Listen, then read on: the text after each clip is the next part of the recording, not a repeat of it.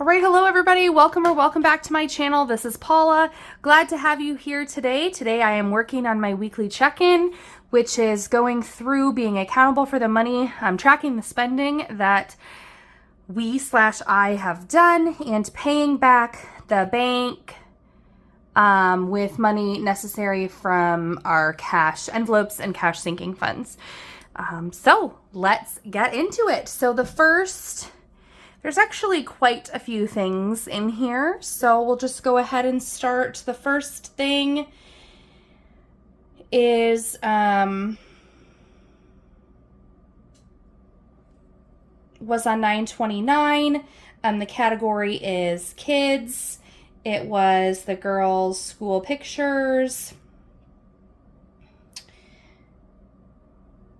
And the amount was $44.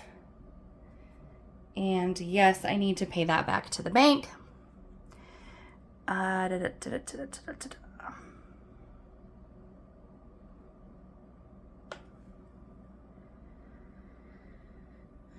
actually don't know the dates on some of these. So this is going to come from clothes. I bought our work was opening up their like branded like shop to order clothing with our company logo on it. So I bought a few t-shirts to be able to wear for work. That was $24 and I will need to pay that back to the bank. This is going to be from grocery. Well, I have to figure this out. So the total of this Hy-Vee purchase was $24 and it was for creamer. I think I've explained this before, that our local store says that they cannot get the creamer in the kind that my husband wants, but the Hy-Vee in the area where I donate plasma has it on the shelf. So for what that's worth. So he was getting low on the last time I stocked up. It is a $24 total for the whatever six of them I think that I bought.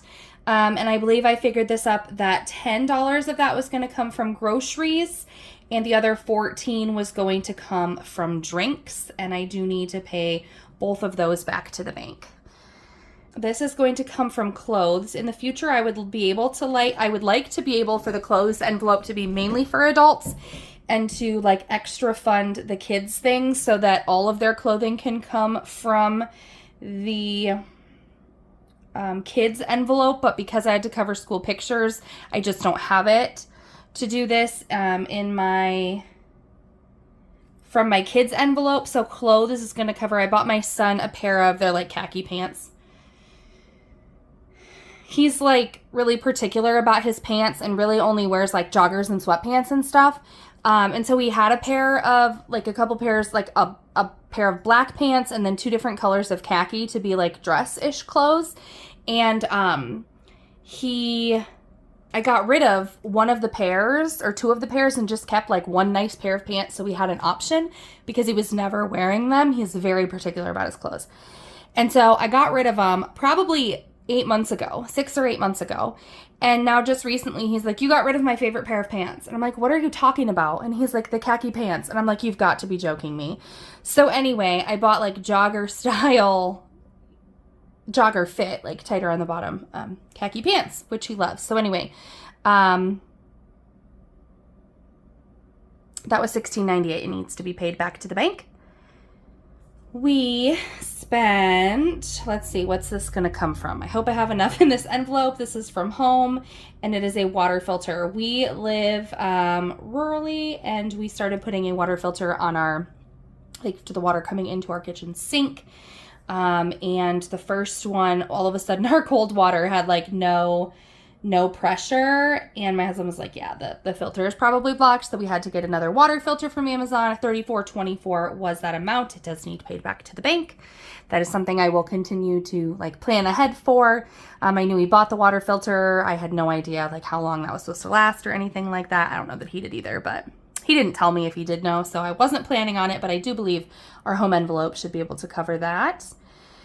After we last stuffed it with some savings challenges. So the next thing is, I don't know the date on these. I'm terrible. So the category is going to come from allowance. And I bought some savings challenges on Etsy. And the total is $674, and it does need paid back to the bank. I bought some left-handed problem. So the next purchase was so this is coming out of my plan and budget envelope. This was kind of a purchase, like it was calculated. I did think about it in advance. I did not do some of my typical impulsive spending where I'm like, I'll buy it, figure it out later. This was something that I contemplated, and then I took it out of my cart, and then I decided that I would just go ahead, then I looked at my plan and I decided so I had funded my plan and budget envelope through Black Friday. Like it was Black Friday shopping related to probably, planning, budgeting, stickers, planners, savings challenges, envelopes, whatever related to planning and budgeting. So I just put it in that envelope. I decided to purchase a color printer because I am forever wanting to buy savings challenges. So I just decided to do that. There was one on sale at Target, $74.57, and I'm just going to take it out of that. So I'll either have to supplement the plan and budget money later with my spending money, or I'll just have a decreased budget for Black Friday shopping related to planning and budgeting. That is what that is going to be, and it does need paid back to the bank. And the last one, I'm just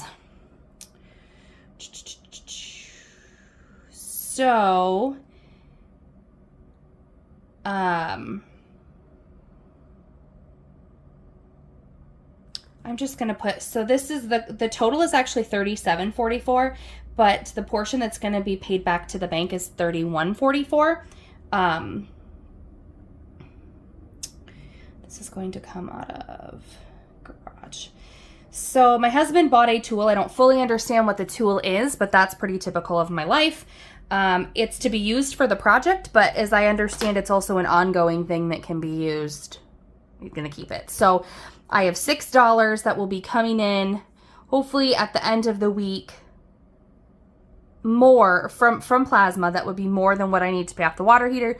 So I will take that $6 and put it towards this, and I will take $31.44 out of the garage envelope. So this is our spending for the week. That is the extent of it at this point in time. So let's jump in and start paying this stuff back to the bank. Get our cash going here. So let's start with, I'm going to start in here. I've got my kids'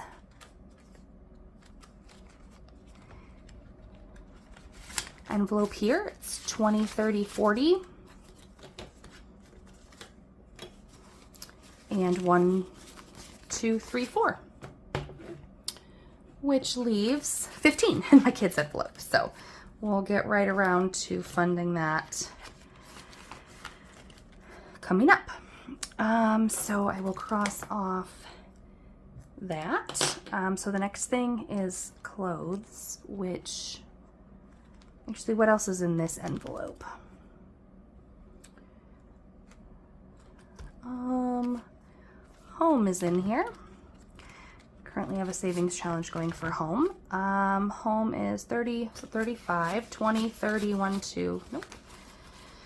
35 when we round it up. That's great. So we only have $2 in home, so better get back to savings challenges for that as well, or just funding the envelope. So home we have taken care of. Clothing is not in this envelope. Drinks and groceries are not in this envelope. Okay, so I think that is all in. Oh, of course you did. You're just sneaky like that. Okay, so I think clothes, as I keep moving around stuff and where it is. Garage. In the garage, we need $32 to round that up. 20, 30, 1, and 2. Which leaves in garage 10, 20, 25, 30, 35, 40, 45, 46, 47. Okay, so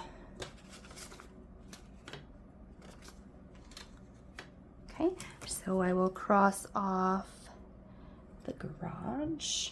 Next, also in this budget, or in this one, should be clothes. So I need 24 plus 17, which is 41. Math I could absolutely do in my head, but it would be much faster this morning if we just use the calculator. So 20, 41, which leaves in clothes 10, 20, 30, 1, 2, 3, 4, 5, and 6. So definitely have been spending from sinking funds and probably need to get back into funding them. I have a bunch of my savings challenges that I do plan on taking from them, or not taking from them, but putting towards these different sinking funds. So it's already on my radar. So clothes, I paid back his and mine. Those are in, let's see, printers, plan and budget in here.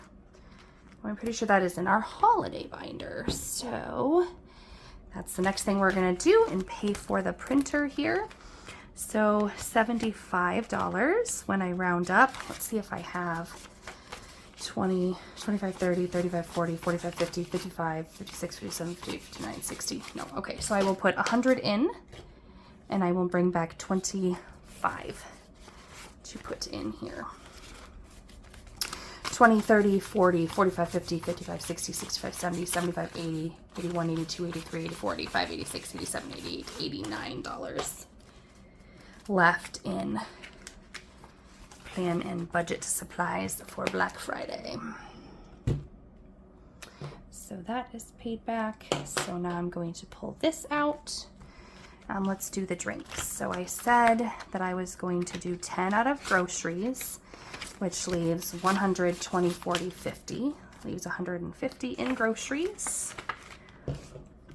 And 14 out of drinks. So I'm going to put 20 in and put 1, 2, 3, 4, 5, and 6 back. So that leaves 20 and 6 in drinks.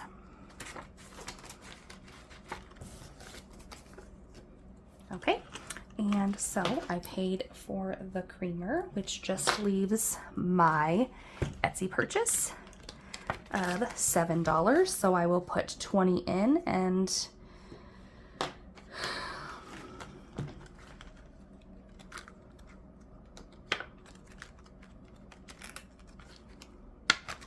do I have, what did we say, there was 6 here?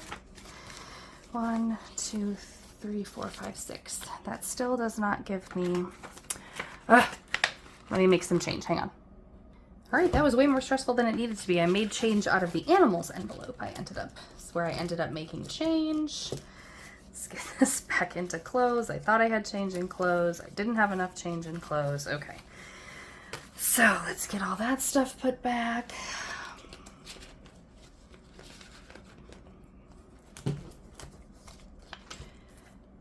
Okay, so 1, 2, 3, 4, 5, and 5 makes the 10 that I exchanged, or equals out the 10 that I exchanged it for. So I'm putting 20 in for my spending.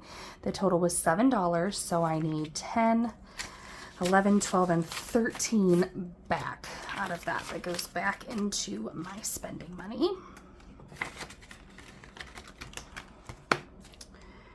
All right, and I did not do the math at the beginning of this to know what my total amount was, so I will have to add it up afterwards, or not afterwards, but right now. So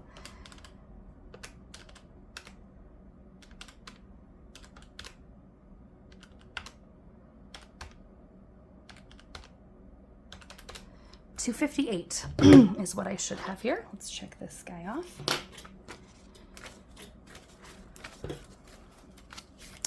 100, 20, 40, 60, 80, 200, 20, 30, 40, 50, 55, 56, 57, 58, 258, which is what we are supposed to have here. So that was a successful check-in. All right. Well, all right. So coming back today, this is a kind of a part 2 of my check-in. I like to get them done shortly after the weekend, after I've spent the money, and just to get it out of my envelopes. But at the same time, typically we don't spend a lot of money going into right up at the end of the pay period, just because that's how we operate. I guess maybe I'm not used to having money, and so I've done all the spending already, but I did want to come in because there is one unplanned expense that I want to tell you a little bit about and explain what I'm going to do about it. So it's these kind of expenses in the past that I really struggled to figure out how to fund, and so I'm really excited for the system that we have here. So The activities that my kiddos do, and really just my oldest because he's the only one that is old enough at this point in time, it's park and rec activities. And so he's in football currently. My rule has kind of been one sport at a time. To go back a little bit, when he was in 4-year-old preschool, tumbling was an opportunity, like an activity for him, and he did it. And then they didn't have a tumbling. That was like the only one preschoolers could do at that time. And so I was like, he was all about like the gymnastics, and he's constantly, you know, somersaulting and flipping and doing all of these things. He can stand on his head, and he can stand, you know, he's just whatever. So I got him into tumbling, and he did that for a year. That was his 4-year-old preschool year. And then his kindergarten year, they didn't have it because they didn't have an instructor. And then they offered it his first grade year, which was last year. Or was it 2 years? Anyway, whatever year they offered it, I said, hey, would you like to do tumbling, or would you like to try to do soccer? And he chose soccer. And then whatever. Anyway, so then last year I said, do you want soccer or football? And he chose football. So that's kind of how we found ourselves here. So I wasn't planning on tumbling, and something about this program, which is really neither here nor there, but it's huge demand. Like the registration opens at midnight, and if you're not on at midnight, you might not get a spot.